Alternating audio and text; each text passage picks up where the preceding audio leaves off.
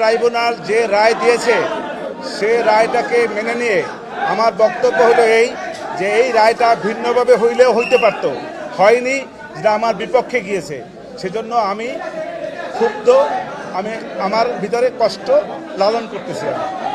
এর বাইরে আমার কিছু বক্তব্য নেই, আপিল করার সুযোগ নাই।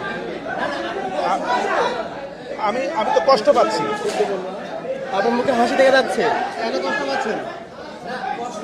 আপনি বলেন কেন কষ্ট পাচ্ছেন সেটা বলেন। আমার এই জন্যই কষ্ট পাচ্ছি, আমার আসামির সাজা হয়েছে সর্বোচ্চ সাজা। আমার কষ্ট দেবে না, আমি কষ্ট পাচ্ছি। আর আমার পক্ষে এই মামলায় কোনো অ্যাপিল করার সুযোগ নাই যতক্ষণ পর্যন্ত না আমার ক্লায়েন্টরা এসে মাননীয় ট্রাইব্যুনালে সারেন্ডার করবেন অথবা তারা কোনোভাবে গ্রেপ্তার হবেন। এর আগ পর্যন্ত কোনো অ্যাপিলেট ডিভিশনে যাওয়ার আর কোনো সুযোগ নেই। আপনারা তো দেখেছেন যে আমাকে রায়ের কপিও মাননীয় ট্রাইব্যুনাল দিবে না বলেছে। অতএব এই যে দিবে না সেটা আইনানুগ। আচ্ছা।